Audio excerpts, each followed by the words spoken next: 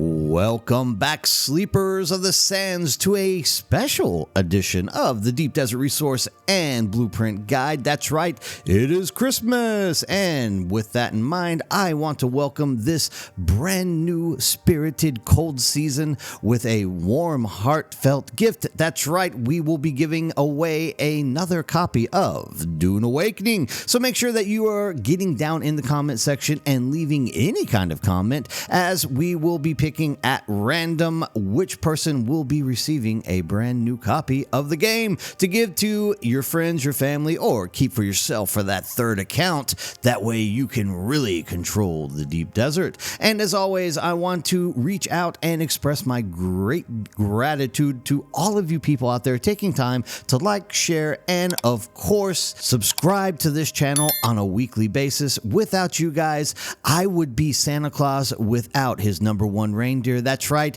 you guys are the Rudolphs of my sleigh, and without your bright noses, there's no way I could find my way to give that Christmas cheer to the rest of the world. And diving into our map for this week, we can see that there is ample space for people once again to be setting out their bases in the END rows close to the edge of that PvP demilitarized zone. However, do keep in mind that there are some POIs that are out there blocking your access to building. Of course, you can always build where the land's rad control points are, but you run the risk of losing everything you got out there if you do so. So please remember that there are some spots that are going to be off limits for you and your guildmates to be building stuff in. And for the people who like to get out there, hit that spice, but don't like the danger of going too deep for the larger spice fields, we can see that we have once again an ample amount of spice. It is literally more or less cut right down the middle, evenly dispersed. However, you can see that it is a clear advantage if you can be sitting up right here in D3, because you will actually have 5 spice fields that are just popping up right around you, where everything else is kind of spread out. But do keep in mind that it is a 8-to-7 split. So the places that you set up are always going to have some kind of medium spice field put around you. But once again, probably the D3 is going to be your best little location for jumping out there, staying safe, and getting all that medium spice for yourself. Now, we might have a nice little cropping of medium spice fields popping up over here in D3, but for someone who is looking for both the spice in the safe zone as well as access to stravinium and titanium, your best shot is going to be here in D8, where we have 2 outcroppings of stravinium and titanium. 16 nodes for stravinium and 14 nodes of titanium are being mapped out as sprouting right here in this area of the D8 island clusters. So keep that in mind if you are looking to get your hands on both medium spice fields as well as not have to go into the deep desert to get your hands on as many stravinium and titanium nodes as you can.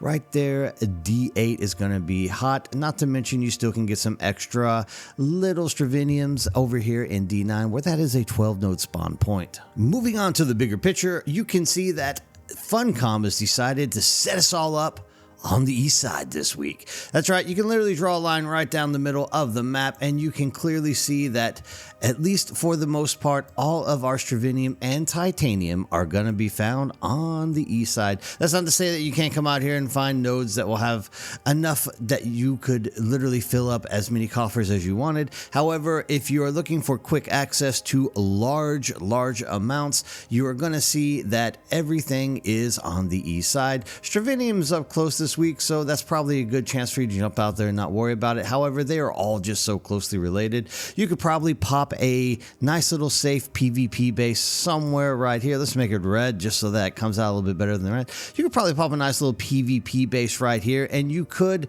technically just be jumping back and forth and hitting stravinium and titanium right here in the G5H6 area and filling up those depots to carry them back with your carry ornithopters all day long, especially if you have more than one person that you're playing with. I would just guarantee that those would be the best spots. Of course, always keep your eye out for PvP when you are doing these type of activities, but right there central on, you are going to find a lot of love for the stravinium and titanium farmers. As for a side note, you can also find the only erythrite crystal cropping that I've been able to locate this week out here in G5. So if you're into making that cobalt paste out in the deep desert, that's where you're going to find it. And as for our large spice fields, you can see once again, this is a eastern side leaning advantage for people. We have the H5 right here, dead smack in the middle, but then you go deep to I9, F9, that means everything, or at least half the time that you are looking for spice, it is going to be on the east side. Of course, include those two little areas with the stravinium and titanium, and you are seeing a lot of resource gathering set up on the east side. With this in mind, you might want to be thinking about staying safe and looking for the F1, I3 nodes whenever they pop. I3 is always going to be dangerous because you're deep in there and you got to escape from all those gankers. But when F1 does pop, I do recommend anybody who is over here doing mediums, just step out there and take a peek at it. You might as well, especially if you are on a safe server. But once again, we have the majority of our resources just popping up on the east side. Now, taking a look at our local POIs for this week, you can see that we are kind of cut short on labs. There's only one deep desert PvP lab, as well as only one deep desert PvE lab. They are all situated right jam smack in the middle. But one thing that I am looking at with favor is the fact that we have a lot of large shipwrecks that are out there. If you're wondering what kind of large shipwrecks are out there, I will be putting out another video here in about 3 or 4 hours. As soon as I have time to jump out there in between work to scan and make sure and see what type of ships those actually are. That way you know which ones are the easy, which ones are the hard, or if they're always just going to be the walkway. Now add the large cave, which there only is one out here for the PvP section this week. Sitting jam smack in the I-5 area. You have, of course, 2 PvE caves down here, but I don't even jump into running those anymore because I just don't find the loot pool very attractive myself. But you can already start kind of putting together some kind of nice little rotation for flying around, as we have kind of a nice little misshapen circle route that you could be taking. Of course, if you want to jam cut that one out and just stick with the good loot, you could be looping around this way. In fact, this would actually work out really well because that PvP lab, depending on which one it is probably going to take you quite a bit of time to jump through, and when you're finished, that might just reset the spawns of the constellation chests out here in these other POIs. So just keep that in mind. There's a lot of stuff that is kind of close to each other this week. It doesn't feel like a long flight to get from point A to point B. They look like little hops and jumps just to get to the different POIs that you're looking for. So you might want to be making this one of those weeks that you're jumping out there and grinding out the S tier weapons in those large shipwrecks. Now, always with the larger picture, we have already mentioned that the best places for the larger picture grinders is to sit up here somewhere on this side of the map. Of course, out there in the D&E sections is going to be the closest to reaching all of these things. So you want to be finding an area which is suitable for you in terms of grabbing all of these resources. Unfortunately, there's nothing really up close that you can drive over and pick up with your buggy. You do got the F9 and the F1 really close out here, so these will be kind of hotly contested whenever people see them popping. So as soon as the server launches, you're going to want to be making sure that if F1, F9 do pop, you get out there and do it.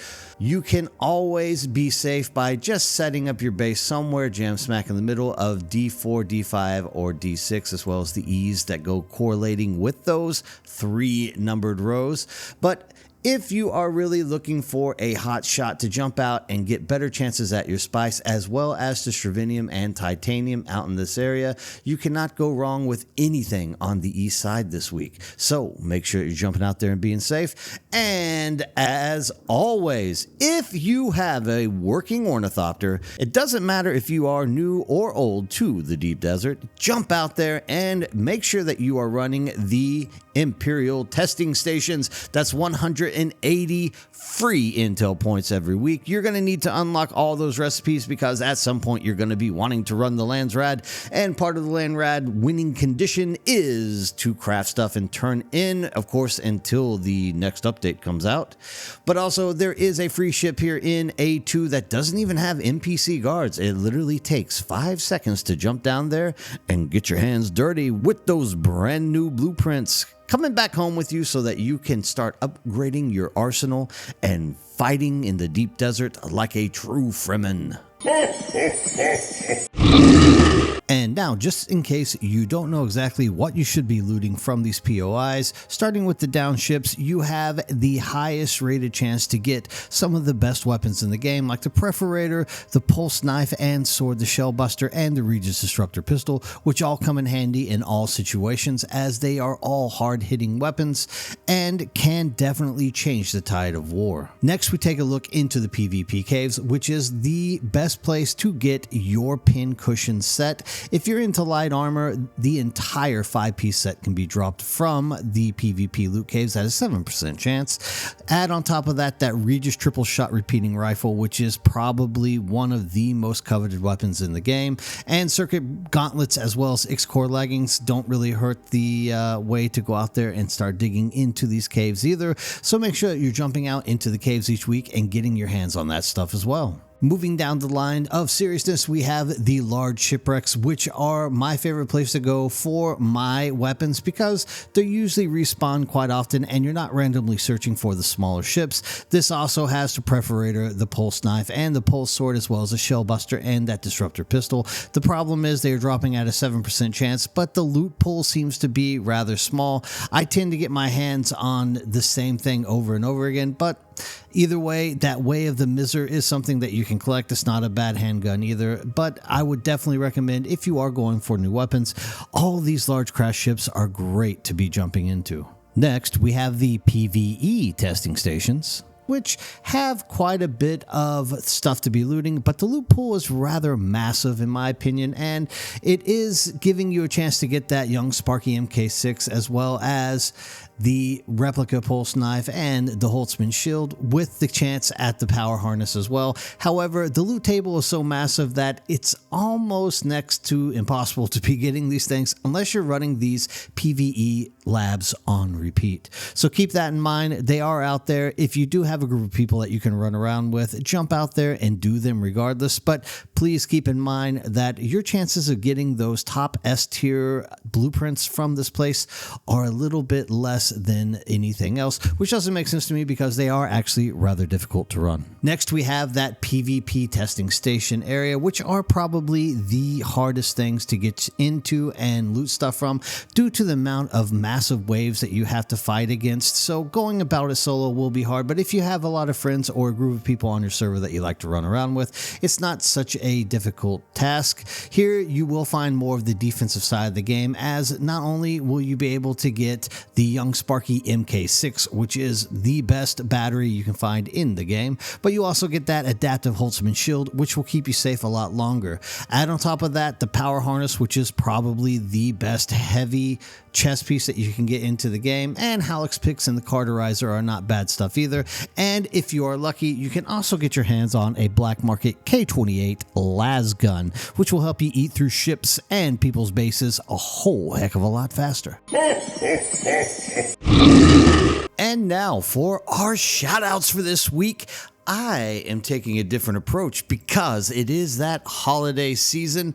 I want to give thanks to every single person who has taken time to leave a comment down here, encourage me to continue going, as well as promote the beautiful world of Arrakis's Deep Desert Resource and Blueprint Map Guide out into the universe. Without you guys, this world would not exist, and you make the world turn. Thank you all, each and every single one of you, for the efforts, energy, and time that you spend every single week doing the work of the Shai-Hulud. As well, I would like to add a quick side note about the month of January, which we have to start seeing the Deep Desert and Resource Guide map launching about 2 hours later than usual.